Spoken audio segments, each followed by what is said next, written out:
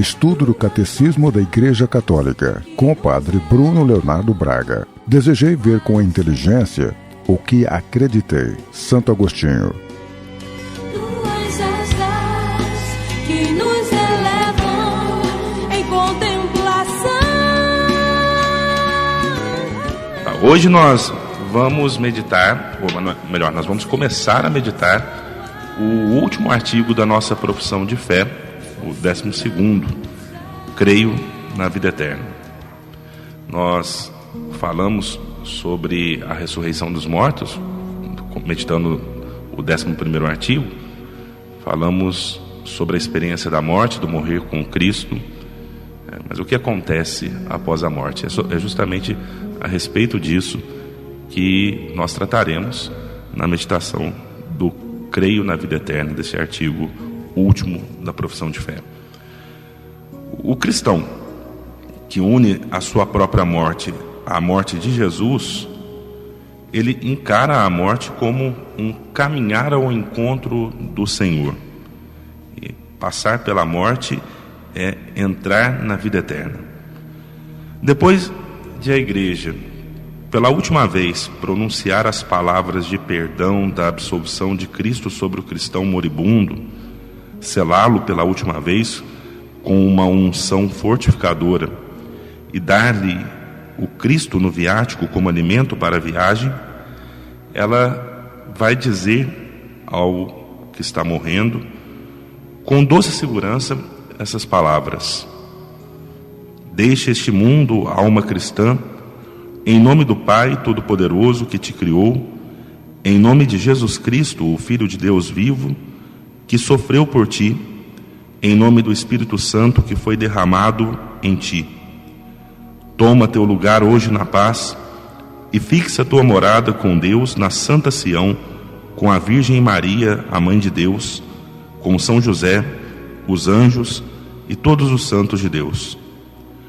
Volta para junto de teu Criador, que te formou do pó da terra, que na hora em que tua alma sair de teu corpo, se apressem a teu encontro Maria, os anjos e todos os santos, que possas ver teu Redentor face a face. Vejam, esta introdução do artigo 12 do Credo, ela retoma a experiência final do cristão ainda em vida. Faz parte da nossa tradição, do costume católico, que, aproximando-se o momento da morte, que seja chamado o sacerdote para que possa administrar ao moribundo os últimos sacramentos, os sacramentos pela última vez. Ali, o enfermo que está para morrer, ele tem a oportunidade de confessar os seus pecados, mas se não estiver mais em condições de se confessar, ele vai receber o sacramento da unção, que para aqueles que não têm condições da confissão também perdoa os pecados. Esse sacramento marca a participação do enfermo e do moribundo, né, junto à morte e ressurreição do Senhor, e vai receber o corpo de Cristo pela última vez com o nome de viático, esse alimento que é dado para aquele que caminha, para aquele que vai andar, para aquele que vai fazer uma viagem. Então é aquele que vai ao encontro do Criador. E aí a igreja reza essa oração, a oração dos agonizantes, oração que recomenda com tranquilidade, com esperança, que a alma do cristão, o próprio cristão, vá ao encontro do Criador. Então vejam que diante da morte, a igreja ela não tem essa atitude de desespero. Sabemos que Cristo morreu e ressuscitou para a nossa salvação, e que, passando pela morte, ele derrotou o seu poder, ele destruiu o poder da morte. Por isso nós podemos morrer em paz, como quem vai ao encontro da fonte da vida, aquele que nos chamou à vida e que agora nos chamará também à ressurreição. Então isso é uma introdução que o Catecismo faz a esse 12º artigo da profissão de fé.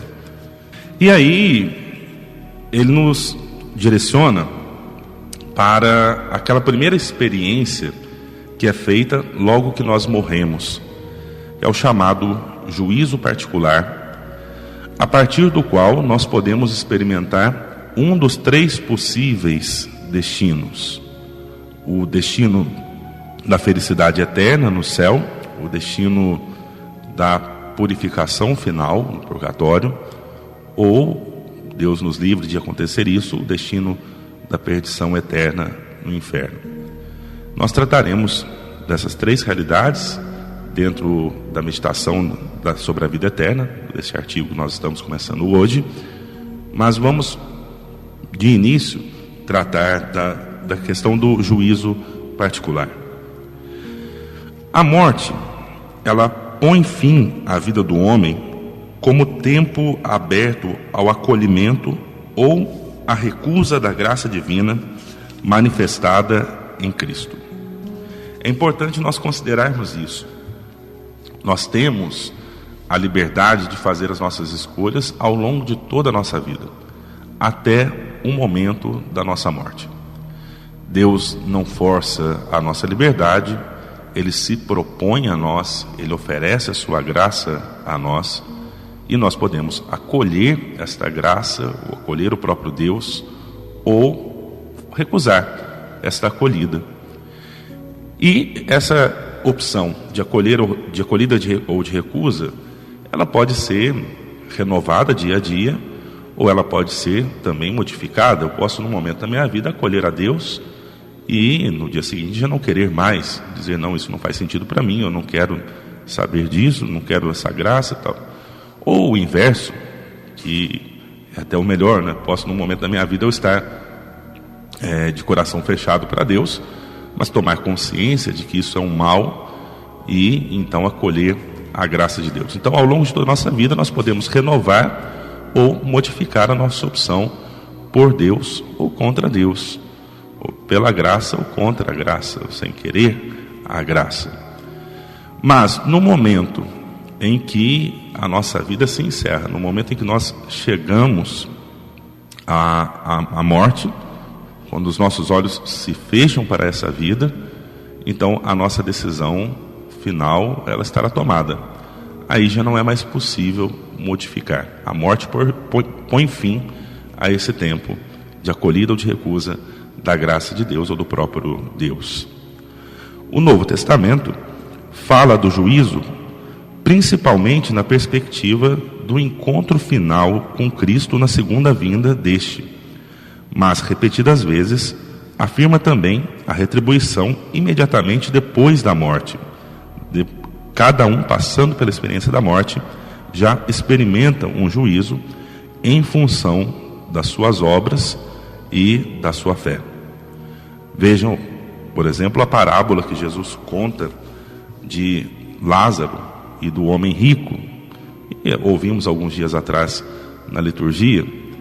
Essa parábola fala de uma morte, ou melhor, de um destino na morte que antecede o juízo final, ou a vinda futura de Cristo, né? Lázaro já está lá no seio de Abraão, o homem rico já está ali no meio dos tormentos, e a vinda de Cristo futura ainda não aconteceu. Então existe já um destino após a morte. Temos, por exemplo, a palavra de Cristo ao ladrão na cruz, que fala: hoje, ainda hoje, estarás comigo no paraíso. E outros textos do Novo Testamento que falam de um destino último da alma, que pode ser diferente para uns e para outros. Nós temos a sugestão do catecismo aqui, eu vou apresentar a vocês para que vocês possam conferir em casa. Não vou citar um por um, mas você pode conferir na sua Bíblia, por exemplo, a segunda carta aos Coríntios, capítulo 5, versículo 8, a carta aos Filipenses, capítulo 1, versículo 23, a carta aos Hebreus, capítulo 9, versículo 27, ou também capítulo 12, versículo 23 dessa mesma carta. Então aí nós temos referências a essa experiência de um destino que é experimentado pela alma imortal logo após a morte. Cada homem recebe na sua alma imortal a retribuição eterna a partir do momento da morte, num juízo particular que coloca a sua vida em relação à vida de Cristo, seja por meio de uma purificação, seja para entrar de imediato na felicidade do céu, seja para condenar-se de imediato para sempre.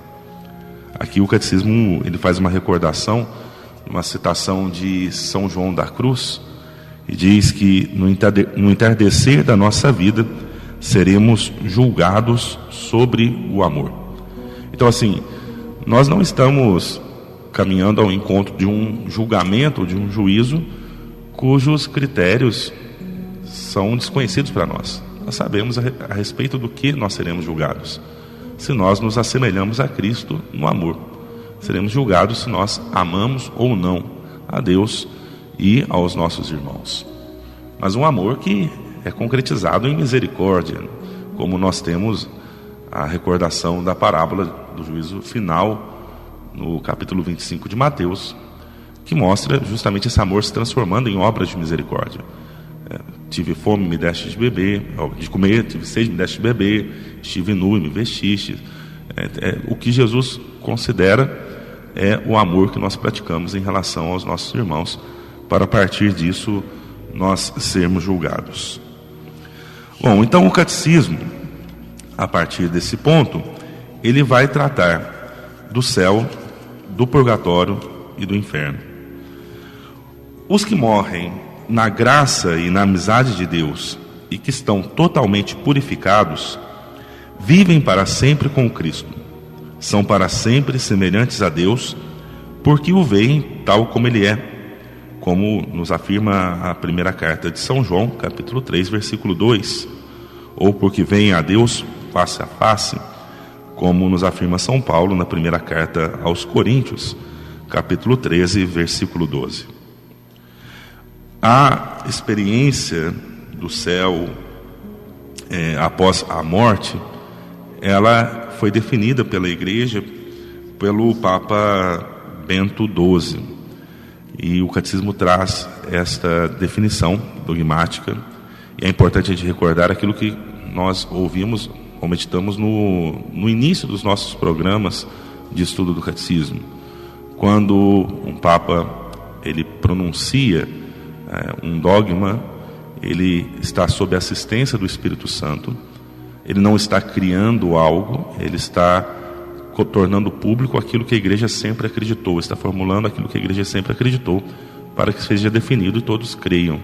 Então, se diz assim, o Papa Bento XII definiu esse dogma, não significa que ele, antes dele não existisse, significa que ele retomou a fé que a Igreja professou desde o seu início e deu uma formulação. Ouçamos o que ele nos diz.